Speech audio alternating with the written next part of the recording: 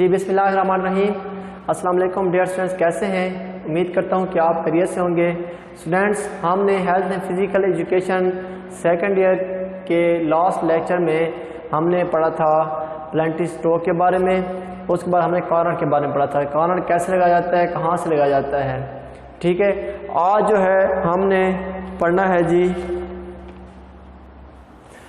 Hockey کے اندر general فاؤلز کے بارے میں، ہاکی کے قوانین اور جنرل فاؤلز کے بارے میں ہم نے آج کے لیکچر میں پڑھنا ہے۔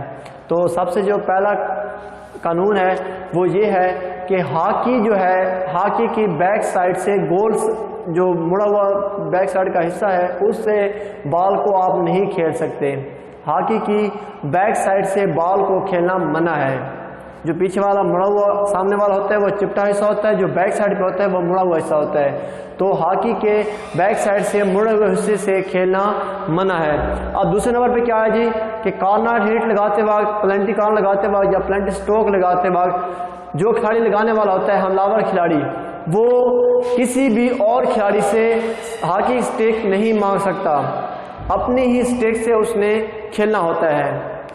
کیسے جی کہ جو کھلاڑی حملہ کھلاڑی بال کو ہٹ لگا رہا ہے یا پش کر رہا ہے یا فلک کر رہا ہے تو وہ لگاتے وقت، ہٹ لگاتے وقت کسی اور کھلاڑی سے جو ہاکی اسٹک ہے وہ نہیں مانگ سکتا، اپنی اسٹک سے اس نے بال کو کھیلنا ہوتا ہے۔ یہ ہو گیا دوسرا قانون۔ تیسرا کیا ہے جی کہ ہاکی کا جو استعمال ہے وہ محفوظ طریقے سے کرنا ضروری ہے، کہ ہاکی جو ہے جب کھیلتے وقت اپنی ہاکی سے کسی دوسرے کو نقصان نہ پہنچے، اس طرح کھیلے کہ اس کی ہاکی اسٹک سے اور کھلاڑی محفوظ رہیں، کسی کو چوٹ پہنچنے کا خطرہ نہ ہو، کسی کو چوٹ نہ پہنچے۔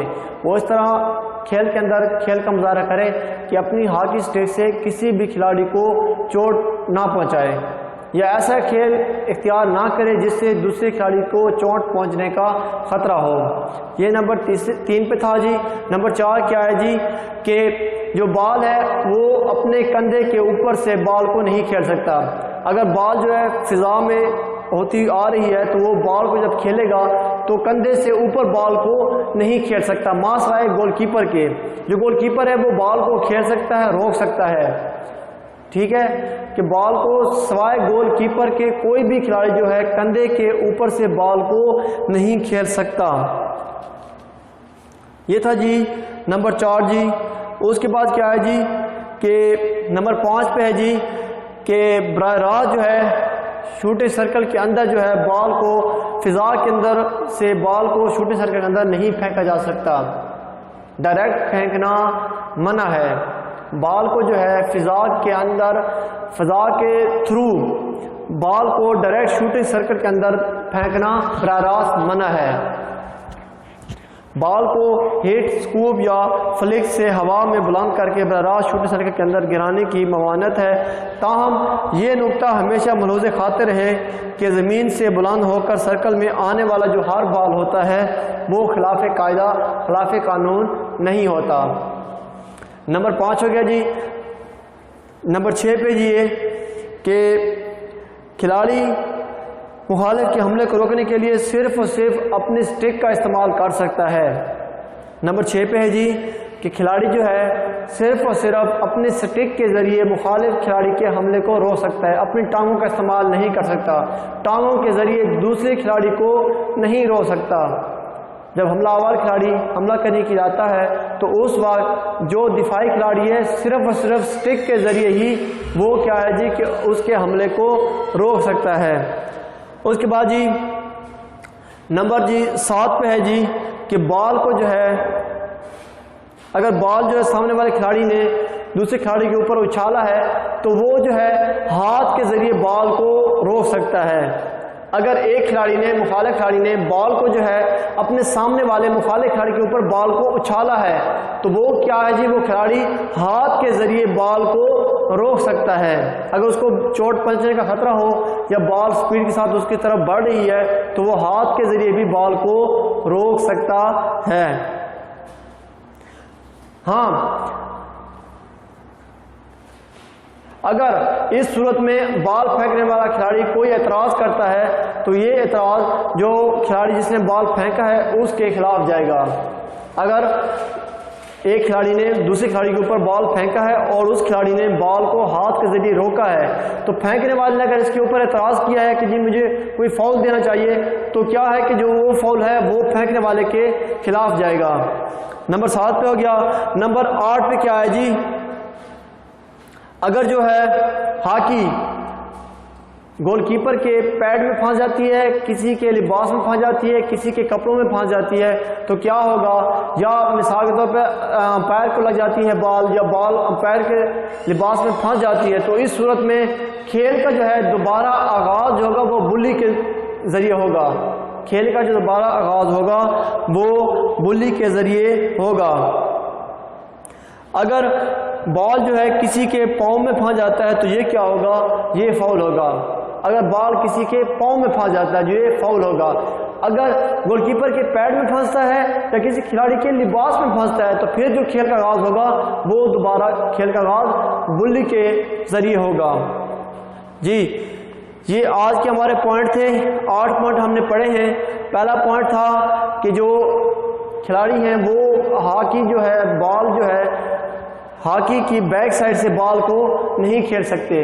کوئی بھی کھلاڑی ہاکی کی بیک سائڈ سے گول مڑے ہوئے حصے سے گول سرے سے بال کو نہیں کھیل سکتا۔ جب بھی وہ کھیلے گا بال کو سامنے والے چپٹے حصے سے بال کو کھیلے گا۔ یہ پہلا قانون تھا۔ دوسرا قانون تھا کہ کارنر ہٹ لگاتے وقت، پلنٹی کارنر لگاتے وقت یا پلنٹی سٹروک لگاتے وقت جو حملہ کھلاڑی پلنٹی سٹروک لگا رہا ہوتا ہے وہ لگاتے وقت صرف اور صرف اپنی ہاکی سٹک استعمال کرے گا، کسی بھی اور کھلاڑی سے سٹک جو ہے سٹک مانگ کے وہ استعمال نہیں کر سکتا۔ نمبر 3 پہ ہم نے پڑھا تھا کہ جو ہاکی کا استعمال ہے وہ محفوظ طریقے سے کرنا ضروری ہے۔ کوئی بھی کھلاڑی جو ہاکی کا استعمال کرتا ہے وہ اس طرح نہیں کر سکتا کہ اس سے کسی اور کھلاڑی کو چوٹ پہنچنے کا خطرہ ہو۔ جو بھی وہ کھیل کا مظاہرہ کرے گا وہ محفوظ طریقے سے کرے گا۔ نمبر 4 پہ تھا جی کہ کندھے سے اوپر بال کو کھیلنا منع ہے۔ کوئی بھی کھلاڑی کندھے سے اوپر اٹھی ہوئی بال کو نہیں کھیل سکتا سوائے گول کیپر کے۔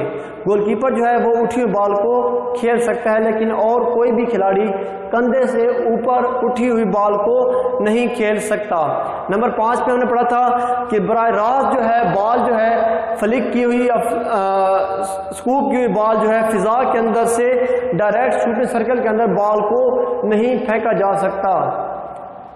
بال جو ہے شوٹنگ سرکل کے اندر ڈائریکٹ جو ہے براہ راست پھینکنا فضا کے ذریعے منع ہے۔ نمبر 6 پہ ہم نے پڑھا تھا کہ